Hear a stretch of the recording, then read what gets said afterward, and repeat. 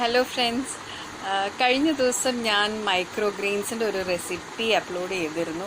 അപ്പോൾ എനിക്ക് കുറേ മെസ്സേജസ് പേഴ്സണലിയും അല്ലാതെയൊക്കെ വന്നു. വേറെ ഒന്നുമല്ല, പലരും പറയണത് എന്താണെന്ന് വെച്ചാൽ മൈക്രോ ഗ്രെയിൻസ് അത് വളർത്തിയെടുത്ത് അത് മുറിച്ച് കറി വെച്ചെടുക്കാനൊക്കെ ഭയങ്കര ബുദ്ധിമുട്ടാണ്. ചിലർക്ക് അതൊരു ബുദ്ധിമുട്ടാണ്. പിന്നെ ചിലർ പറയണത് കഴിച്ചു പോണു, അത് ഭക്ഷണം ഉണ്ടായി കഴിയുമ്പോൾ ചെറിയ കയ്പ്പ് ഫീൽ ചെയ്യുന്നു. ഇതിൻ്റെ ഒന്നും ആവശ്യമില്ല. ശരിക്കും മൈക്രോ ഗ്രെയിൻസിൽ ഏറ്റവും എളുപ്പം നമുക്ക് മുളപ്പിച്ചെടുക്കാൻ പറ്റണമെന്ന് പറയുന്നത് ചെറുപയറാണ്. ചെറുപയർ പെട്ടെന്ന് വളരുകയും ചെയ്യും. വിതിൻ 5 to 6 days നമുക്ക് മുറിച്ചെടുത്ത് തോരൻ വയ്ക്കുകയോ കറി വയ്ക്കുകയോ എന്ത് വേണമെങ്കിലും ചെയ്യുകയും ചെയ്യാം.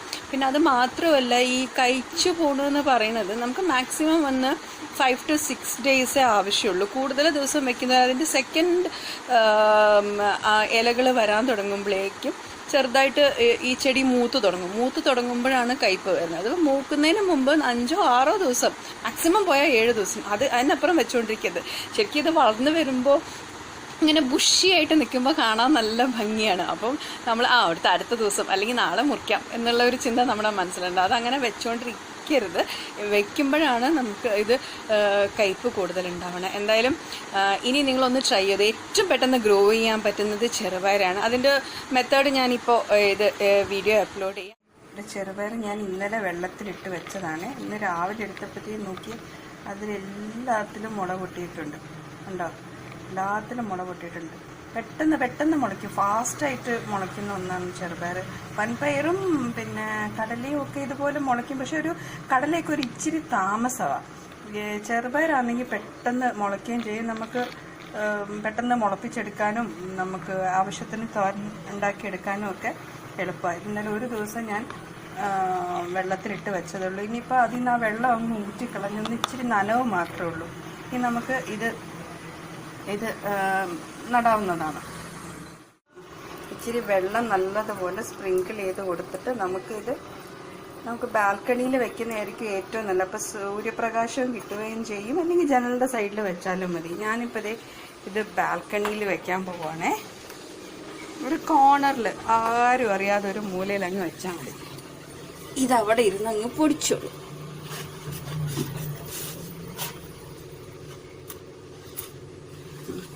അത്യാവശ്യം സൂര്യപ്രകാശം കിട്ടുകയും ചെയ്യും. എന്നാൽ ആരും ഒരു തടസ്സവും ഇല്ലാതെ നല്ല ബുഷിയായിട്ട് വളർന്നു വരും. നമുക്ക് നെക്സ്റ്റ് ഡേയിലെ പ്രോഗ്രസ് എങ്ങനെയുണ്ടെന്ന് നോക്കാം.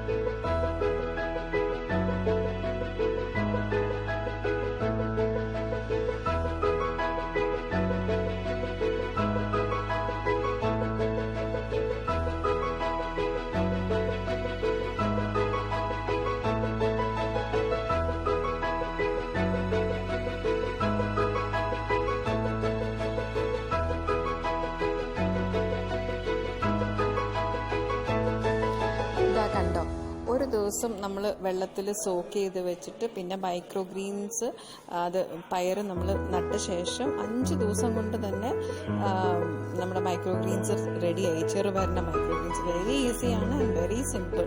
പിന്നെ ഇതുകൊണ്ട് എന്ത് കറിയിൽ വേണമെങ്കിലും മിക്സ് ചെയ്യാം. ശരിക്കും പറഞ്ഞാൽ അപ്പം മീറ്റിൻ്റെ കൂടെയോ പ്രോൺസിൻ്റെ കൂടെയോ എന്തിൽ വേണമെങ്കിലും മിക്സ് ചെയ്യാം. അപ്പോൾ ആ പ്രോട്ടീൻസിൻ്റെ ഗുണങ്ങൾ നമുക്ക് കിട്ടുകയും ചെയ്യും. അതുപോലെ തന്നെ മൈക്രോ ഗ്രീൻസ് അത് മീറ്റിൻ്റെ കൂടെ അല്ലാതെ വേണമെങ്കിൽ പോലും തനിയും കൂടെ വയ്ക്കാം. അപ്പോൾ എൻ്റെ വീഡിയോ ഇഷ്ടമായെങ്കിൽ ലൈക്ക് ചെയ്യുക, ഷെയർ ചെയ്യുക, സബ്സ്ക്രൈബ് ചെയ്യുക. Thank you.